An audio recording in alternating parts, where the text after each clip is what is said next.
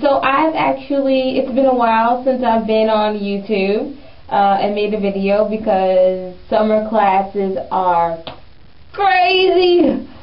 Oh, Jesus, and I'm still in them, but I was trying to keep my hair in these braids until summer class was over. Summer session was over because I'm taking a C and a B term for those of you that know about college terms and things. So, but I had to do a video because, as always, you know, hair sometimes has a mind of its own.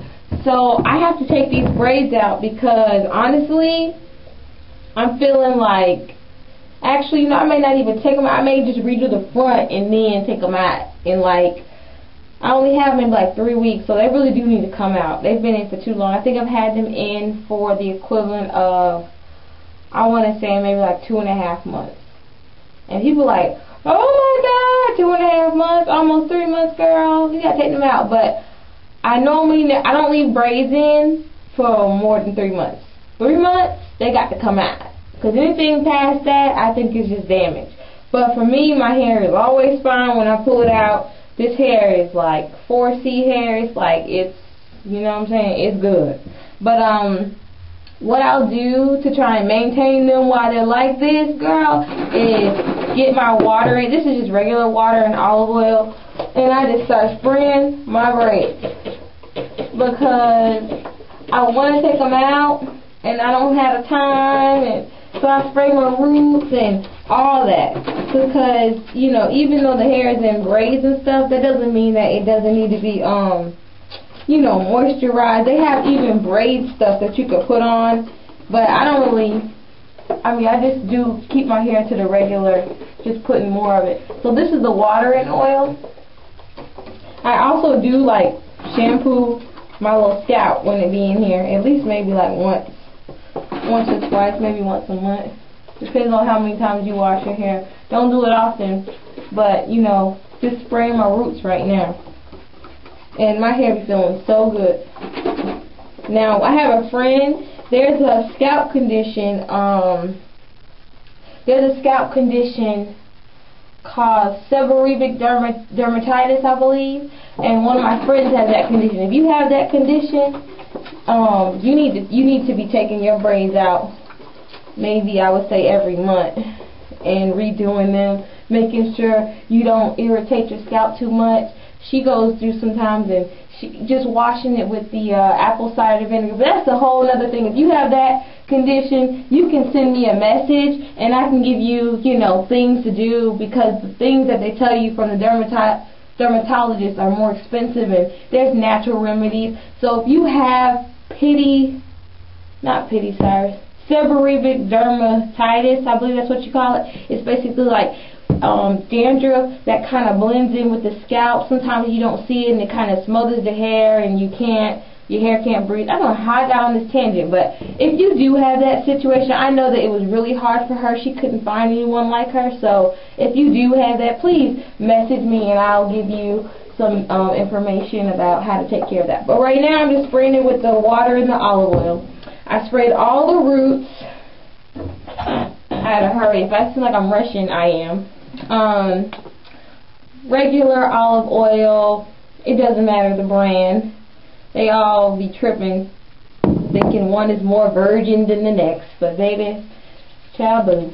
And then I put this oil on my braids, like this, all the way down. These braids, majority of it is my hair in here, so I just go all the way down, because it was straightened when I put it in there, so you know the hair is longer when it's straightened. So I make sure I get all these little sections with the olive oil all the way to the end, you know, at least close to the end of the braid at least.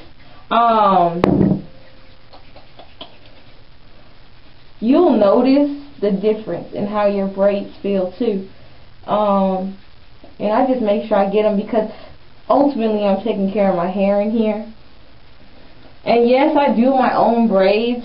I just learned from my mother. If you don't know how to do braids, I could do a video on that. But right now, because I will be putting these braids back in a few weeks. I'm going to be taking them out And when I take them out, I'm going to do a video too on how to take braids out, because so many times people cut their hair out and it's just crazy, the stuff I see with these braids.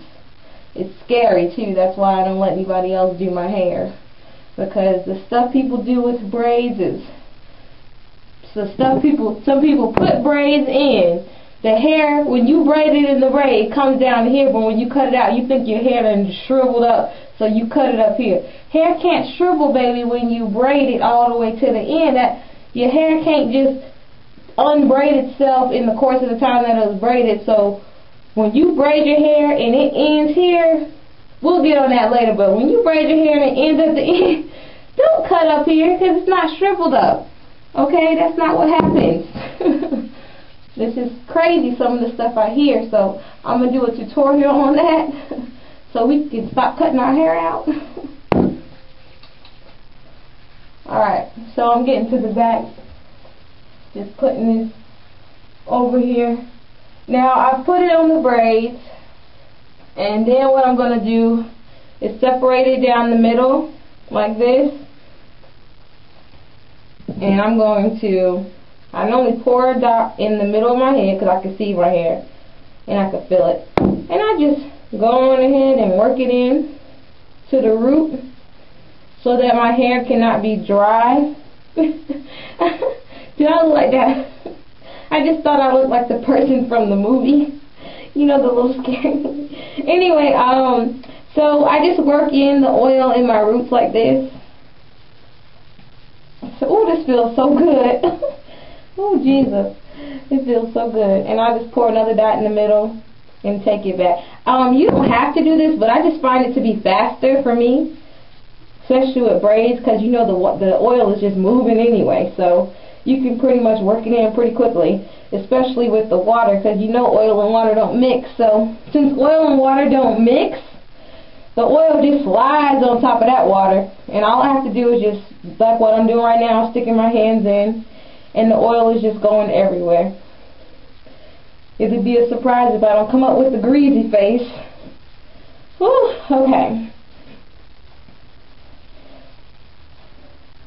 Woo! I do got the greasy face, just a little bit, but yes. So all my head has been like moisturized. Depending on how your hair dries out and stuff like that, I would do this at least, at the least once a week. But I normally, if you lazy like me, sometimes, you know, weeks get forgotten. But it's best to do it at least once a week, because well, it depends on too where you live. I live in Florida, and it's hot and it's humid and the hair is just suffering, okay? Which is another reason for these braids, because in the summertime, which is all the time, but it's worse in the summertime. It's like we have summer all year round, but it's worse in the summer, and the humidity and things like that. So also, if you're going to the pool and stuff like that, if you're going to the pool, I would do your hair, treat it like regular hair, or treat it like regular hair, what you would do with your regular hair to protect it. And Natural 85 has a really good little video on what to do with your hair before you get in the pool. She just released it, I think, on the 16th, and I think that that's something you could do with your braids in too. A lot of times people think, oh, my hair is braided, I can do nothing to it, and then you get your hair out and it has all these split ends, and you done cut it up here because you thought that your hair shriveled up, you just got sad face. So you could tell like the difference in the way the braids kind of look. They look a little more with a little more life to them. They look a little more moisturized and fresher. You can see the roots too, they need to be redone. But yeah, you see, like, they just look a little bit more, like a little better from what I can see. I should have showed it to you in the beginning. But if you didn't see how these braids look before I started, go to the video that I posted before this one where I'm talking about sending the money, and these same braids are those braids. So it's definitely a significant difference. So now that it's basically moisturized, cared for, I'm basically going to leave them in. And then I'm going to go ahead and take them out within like the week or two. Well, by August 3rd, that's basically when my class is over. But then again, it depends. If I get annoyed before then, I have a couple quizzes and exams, so I may not. But yeah, I'll be taking it out soon. And you could just see all the new growth, child, why I need to take them out. Look, you see all this new growth? Oh my gosh. Okay, it needs to be washed, it needs to be cared for and taken out. So they will be coming out very soon. And then going right back in because it's the summertime. So I hope you can see them. I don't know. Can you see the new growth? Okay. Alright guys. Thank you for watching. If you have any questions about how to take care of it, I basically just put some oil and water in it, and which is here, oil and water, and then I basically just went through and put some serious oil on it. It really helps. Afterwards, wash your face and your hands. If you like to put your hands in your face, wash your face, wash your hands, because especially if you're prone to breakouts, if your skin is kind of, you know, because that's how mine is, it can break out, so I have to wash my hands and my face after, okay? Alright, take care guys. I'm going to come back and let you know how to take your braids out carefully without tangling up your hair, and without tangling up your hair, and also without cutting off your hair. Okay? Alright, bye guys. Thanks for watching.